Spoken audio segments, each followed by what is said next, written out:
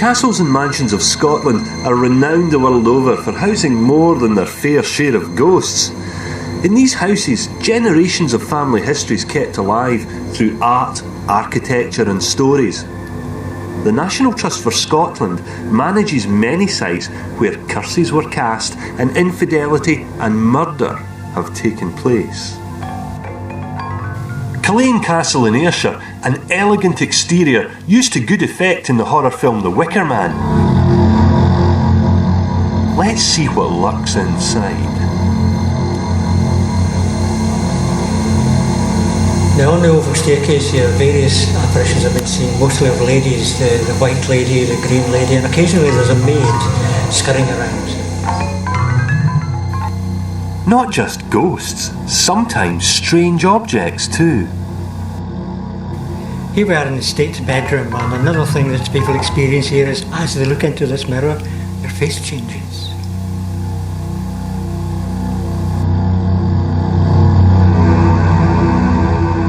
Ghosts have been considered the earthbound spirit of a person, often looking for vengeance for a loss or betrayal. You can almost feel the ghostly inhabitants watching you as you pass through their home.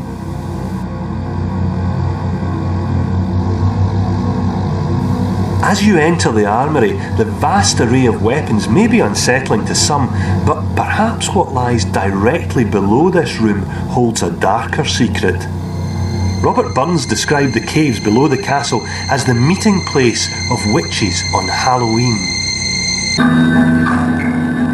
Upon that night when fairies light on castles doonings dance, or o'er the lays in splendid blaze, on sprightly coursers prance, or for Colleen the route is ta'en, beneath the moon's pale beams, there up the cove to stray and rove, among the rocks and streams, to sport that night. Crathis Castle, home of the Burnett family for over 350 years, and also to one of the many ghostly green ladies of Scotland, and her child.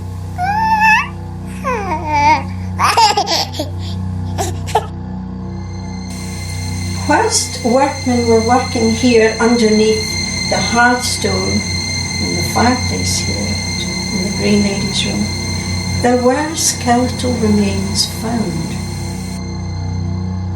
The Green Lady appears by the fireplace, picks up her baby, and then disappears.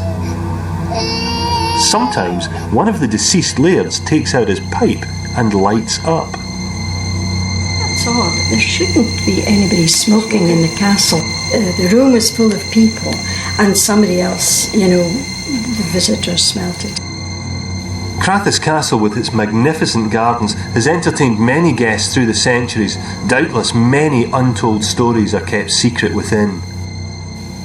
Green ladies were perhaps so described because the colour was associated with misfortune and death, but a house cloaked in green was considered to be protected.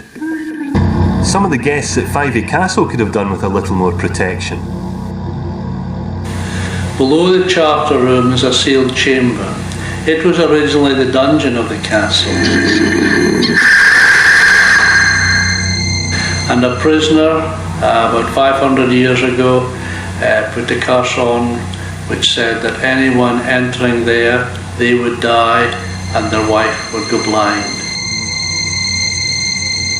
And this has happened on 2 occasions. So since the National Trust or Scotland took over, they prefer to leave well alone, and I understand there are no plans to do anything with the sealed chamber. Ghosts don't always need to be visibly scary. Fyvie Castle's Green Lady manifests her presence with the sweet smell of roses. But as when summer noon is high, a fearful cloud bedims the sky, a sudden memory of pain arises from the bright refrain. Roses, roses, roses. I watch a figure to and fro 'mong summer roses long ago, herself a rose as blithe as they. Alas, how soon they pass away. Roses, roses, roses. Newhales, near Edinburgh, is a decadent Georgian villa scarred by a bloody history.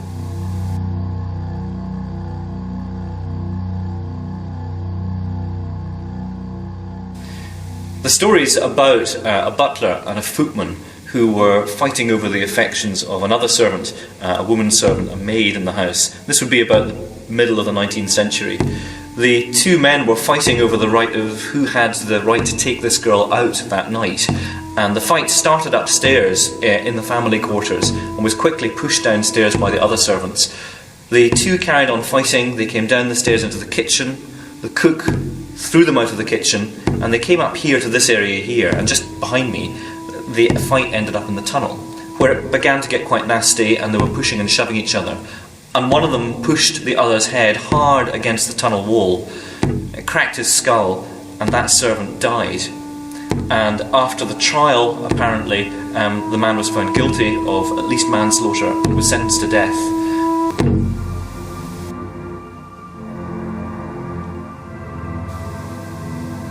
This house would excite any horror filmmaker. The Dalrymple family had great taste in fine furnishings and lush rococo interiors, but some of their more public decisions were less than savoury. For instance, John Dalrymple, known as the Master of Stair or the Bloody Stair, was responsible for the massacre of Glencoe. Newhales is a house haunted by stories of misfortune and dark deeds, if not by actual ghosts.